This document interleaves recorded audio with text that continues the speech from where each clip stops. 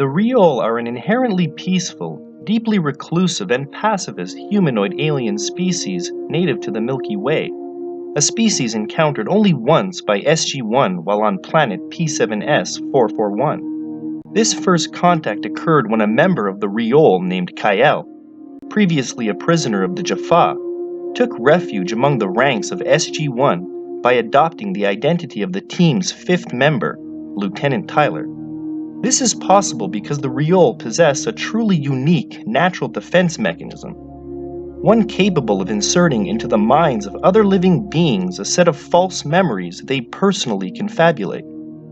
Although in time it would become clear that Kael wasn't in fact from planet P7S 441, still the location of the Reol homeworld remains unknown. There, he found himself stranded and on the run after crashing on the planet while a prisoner of the Jaffa.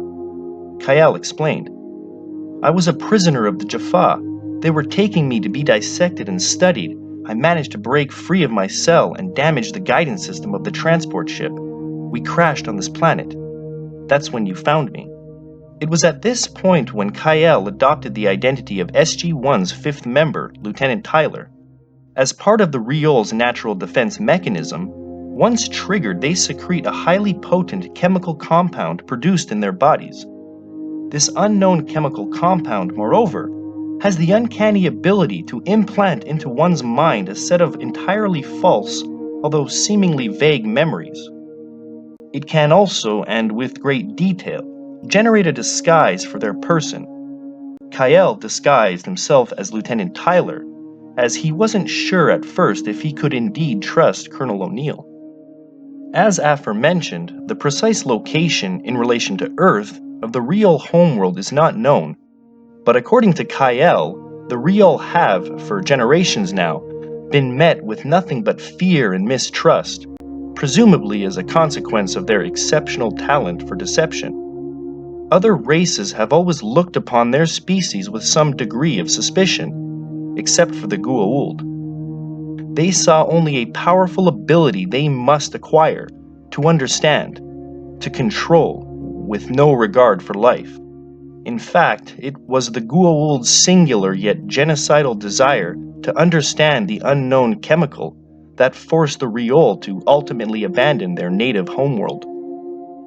As the Reol do not embrace technology, yet embrace a form of extreme pacifism, they lack both the means and the will to ever effectively resist Goa'uld aggression. "We have never been good fighters," Kael explained. "Our ability to disguise ourselves is our only advantage. Now the Goa'uld are trying to learn our secrets. We are being hunted to extinction." To the Reol, finding a new and indeed obscure planet on which to start a fresh colony was critical to their survival. In that pursuit, therefore, eventually they decided on a fringe world, an unknown planet somewhere hiding, presumably, among the most isolated parts of the galaxy.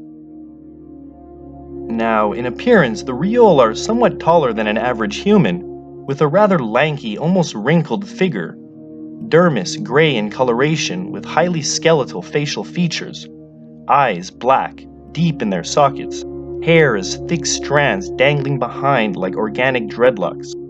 Their upper body and abdomen are also skeletal in appearance, with a pair of branch-like structures whose function or purpose is not known, connecting the rear of their upper arms to the side of their upper torso, just underneath their armpits. Though it is not clear whether these structures constitute aspects of their skeletal anatomy, or whether they serve as a kind of fluid-filled artery, as aspects possibly relating to their unique defense mechanism, perhaps providing the chemical to be secreted via unseen glands. The Reol appear also to possess an advanced healing factor, able to regenerate tissue from physical injury at a rate far beyond that of humans.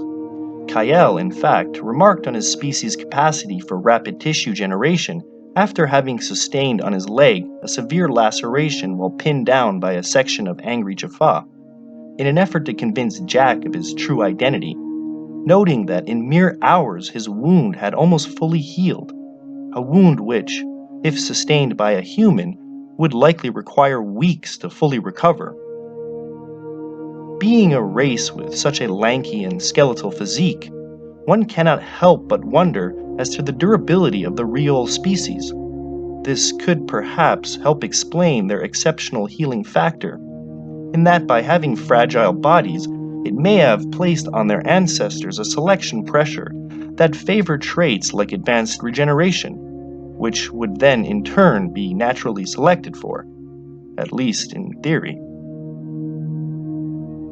Of the humanoid alien species encountered by SG-1, the Reol seem to stand apart in that their civilizational ideology, that of deep pacifism and isolationism, renders them among the most reclusive, the most hermetic cultures known to inhabit the Milky Way.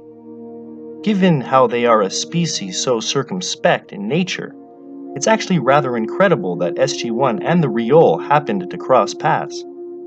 It seems that it's just another on the long list of wildly improbable events to follow SG-1.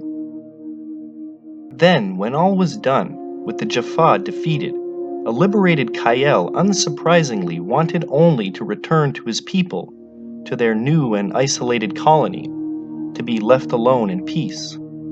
"After I return," he said, "we will bury the gate and no one will ever hear from us again." You know, O'Neill thought, before your people go and bury your gate or anything like that, you should know that not everyone you meet is going to try and hunt you down. We could be allies, you know. "It's not my decision to make," Kael replied, with a smile on his face. "But I will tell the others what happened here. It might just convince them we don't have to hide forever."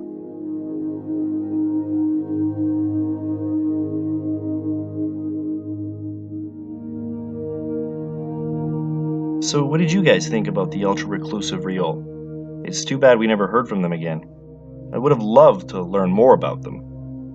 But let me know what you think down below in the comments section. And don't forget to subscribe for more Stargate related content. This is Destiny's Computer logging off.